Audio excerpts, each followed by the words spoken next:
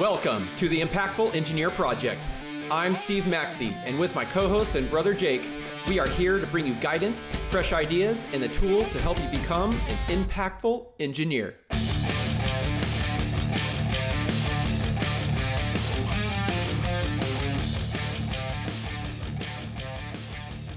Engineers don't fail because they lack technical skill. They fail because they never learn how to lead, communicate, and take ownership. This is the Impactful Engineer. We give you the blueprint for career excellence, not textbook answers. I'm Steve Maxey, a senior manager in product development, and I'm here with my brother Jake, owner and principal engineer at NLS Engineering. If you're done with the status quo and ready to take control of your career, then you're listening to the right show. Hello, Jacob. Hello. Hello. Salutations. All right. How are you? I'm good, man. I'm good. Nice week-long vacation, hanging out with you and the fam. Did you ever anticipate seeing that many whales? Dude, I was just about to say that. That was awesome. Yeah. There was like 30. I know. 30 humpback whales. That's not an exaggeration. No, I know. They were like just right up next to the boat, open their mouths and just hanging out, talking. Yeah, dude. That was so cool. Yeah. That was badass. And it was a good baseball game too. Oh, yeah. Yeah, watching the Sox beat the Yankees. Anytime the Yankees lose, it's good. You told me this, but after the game, I was listening to a podcast, and Ed Milet was there at the same game. Yeah, of course, in some sort of box, and yeah, you'd never be able to walk up to him, but that was pretty cool. Yeah, in the same stadium. I think one of the guys from Shark Tank was there too, Robert Herjavec, really? Or whatever the hell his name is. Okay. He's a pretty cool dude. I just don't know how to say his name. Yeah. I mean, it was a pretty big game, the Red Sox playing the Yankees. That's a kind of a big deal over there. So, yeah. Anyway. Yeah. What do you got, man? You for being able to get me to step away from work just even a little bit. Yeah. Cause some delays. And you know what? Money. I can literally point at the math on my spreadsheet and say, look, for every hour that I am not doing this is what you're costing me. So my vacation cost me just as much as it cost you. I bet. There's something called paid vacations, though, I think, for you. No, because it cost me a lot of money to go there. Yeah, I tallied it up, and it was actually so it was me just paying you back. Yeah, sort of. Really? Yeah. In my small way. Yeah, it's all good. Well, anyway. What do you got for today? What kind of topic can we bestow on our audience? What topic can I confuse the hell out of people with, because I haven't quite gained the skill of getting it out of my brain in a way that would mean something to anybody. And I know it's through stories and analogies and all that good stuff, but I'm not quite there yet. I haven't done the Toastmasters circuit yet, I guess. Or the 500 podcast episodes required before you're actually good. Right. Or, spending 10 hours a week just thinking and writing about this one topic, which when I start doing that, you're probably going to hear the difference. But for now, you're just going to have to try and play along and figure out what the hell I'm trying to throw down. That's why we like just the conversation style, right? We're just having a conversation, and you're just you can listening. Ask me questions and be like, Jake, what the hell are you even trying to say, bro? I just nod my head and smile. Oh, sure, Jake. Oh, yeah, that sounds great. Right? Yeah. All right. Well, so today, this one is kind of one of those where it might be a development. It might take me a little bit here, and you might have to ask some questions.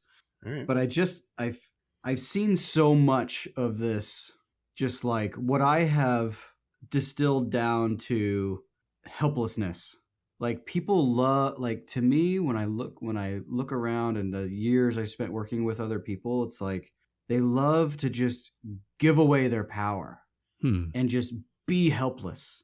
And I was just thinking the other day, I'm just like, fuck helplessness. I don't know how else to say it. Like just, I shall not be helpless anymore on anything ever. Right. And it's, blame is something we talked about a few episodes ago, perhaps, and where you're giving away your power because you're just blaming something, right?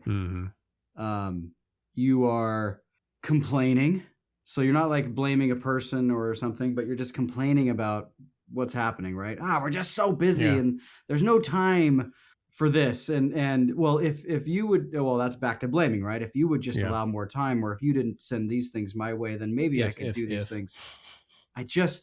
My message today is there is a like very logical step-by-step way in your career of eliminating this helplessness that you might feel, which I used to feel early in my career. And before I could identify it as the feeling of helplessness, just frustration and like, why the hell are we doing things this way? You're not helpless, and you can take the steps to better your environment and the people you work with and the processes and all that, so that you can stop feeling so helpless. So that's kind of setting the stage. So I'll give you an example, because I hear that examples are good. Yeah. I'll need one. Yeah. as will everyone else. No. Working at a company, okay, seemed like no matter what we did, project meetings would always end the same way, okay? And they would end with the project lead or the principal of the firm just laying into everybody around the entire table, okay, about why the project wasn't where it should be, or why did you put this symbol over here when it should be over here, or who thought it was a great idea to do this, right? So we're dealing with somebody who is used to putting people down to make themselves either feel better or whatever. I'm not here to talk about the psychology of it, but it's like that's what would happen. They would just shit on people, and then the meeting would be over. And it's like, and I felt like, what can I do like to make this better other than quit? You know, what can I do to make these meetings go more productively, to where I'm not walking away having not been able to get a word in edgewise and just feeling like shit, right? So I was helpless. I'm like, what do I do? I can't do anything about this. So therefore I'm just going to like allow it to happen. So, but what can you do? So like, I would encourage people to, if you're feeling that way, I mean, the example I gave is pretty extreme, but it was real. It was actually real. So, and by the way, it doesn't have to be that extreme for you to start doing these things for the betterment of your career. Even if you think, quote unquote, that the job you're in is pretty good, you can always identify, things to improve in this arena. So, but like an easy one, there was no agenda to any of the meetings ever. So just simply requesting that there be an agenda was one way to improve the situation and become less, helpless. That was an easy one, right? The other one is, what is the core objective? What do we want to walk away from this meeting having accomplished, right? And this is all simple stuff, but most, like, no one around me ever asked these questions. And so when I showed up and I got through with the first meeting, I was like, is this how all of these meetings go? This seems like the opposite of what should be happening. Like, and to me, it was just like, whoa. And instead of situations, I think in situations like that is, especially when you're new, it's tough to have an authority voice, right, in those kinds of meetings, and so you can't really add your input.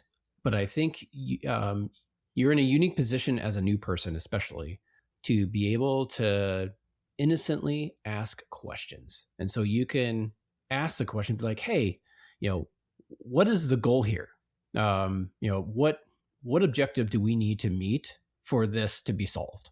Right? You can ask questions that are very straight to the point and to help guide the conversation to a more productive meeting.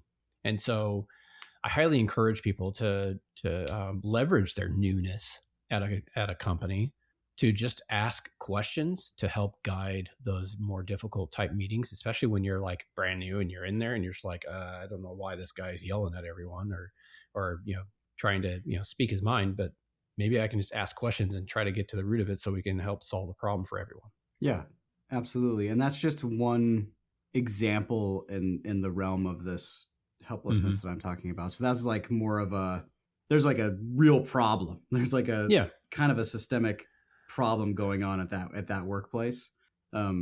But So I mean, if you're in that position, you get to just ask those questions plainly. There's not an unreasonableness to your requesting these things.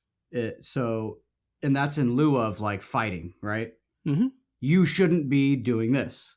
We're not going to tolerate this. Like yeah. that. So you That go, okay, kind of okay, just doesn't. That's not going to go yeah. anywhere. Sure, And it feels good, but it's and you not can going just say like, okay, what should we do? What is the most ideal outcome for this issue, right? I mean, you can always turn those things around, because if you don't know, then you're like, hey, I want to be successful, so let's figure out what to do, not worry about what not to do. And I guess the point on that particular story is that I've tried both. I've tried the hey, fuck you. I've tried that. That doesn't work, right? Weird. Not in so many words, but that mentality. That was only 3 words. You shall not. Yeah, I guess that was very clear and concise, wasn't it? I'm just, I'm just saying like that would be met with more animosity and just like you'd get nowhere. So ask those pragmatic, logical questions. Let's go another way. Let's go like just in this theme of not being helpless. Well, there. Go ahead. You're about to say something. Yeah, just before you start there, I think when you feel helpless, it's usually because you just don't know what the status quo is or what the SOPs are, etc. And I think you just have a lot of blind spots, right? So the best way to get rid of those blind spots is to ask questions. I mean, I think that's the base skill that you can leverage here to not feel helpless. It's just find out the information, ask the questions, and it's okay to ask questions. That's right. That's where I was actually going next. Okay. It's like, perfect. No, it's really good. Like, this is not a confrontational kind of like treatment feeling of helplessness. This is like, I'm in a situation where there are expectations that have not been spoken, or I have been given direction, but figuring out how to get to the outcome is just something that it's like, how the hell do I do it? Yeah. Like, and should I just struggle through this and like try to figure it out and not knowing how to get there? Or is there a problem with the SOPs and the systems and processes and stuff like that? So there's like a helplessness that you can land in from a work performance standpoint too within the company. So that's where your advice comes in. It's like, go ahead. And I think that if you don't know what the questions are to ask to solve your problem here, like you said it already, but the best initial question is like, hey, what are the expectations here? And that's it. Like it's a broad question, but it's enough it's acute enough to get to the result that you're looking for, right? Because you already know, like you and the person you're asking already know what the situation is. And so you're like, hey, what's the expectations here? And they'll automatically be, okay, to be successful, this is what we expect. And that's it. Like just say that one question and you'll be halfway there, if not all the way there. Yep. And I guess the importance of this, because this is going to be a short episode. I just wanted to inspire like someone today to take action on it, because there's a much bigger long-term picture to this. Like for each day that goes by that you're confused or don't have clarity or feel helpless or whatever, you're actively not compounding your skill growth, your ability to get the job done, your learning. Once you step into the next arena, once you've mastered what's in front of you and you're to the next thing, that's your progress, right? That's compounding skills every day. And for each second that passes that you don't have this clarity because you felt like you couldn't ask for it or you couldn't help yourself or the situation, you're just falling like really far behind. You're disadvantaging yourself like in a huge way. So I wanted to bring that to someone's attention. And if the way I put it doesn't land, just think about what you can be doing to pull the future towards you by clearing out confusion and not accepting that you can't change it or get that clarity from someone. Okay. Yeah. So if you feel that, if you feel those symptoms, you get to just go figure it out and with authority, and you get to ask, What are the expectations?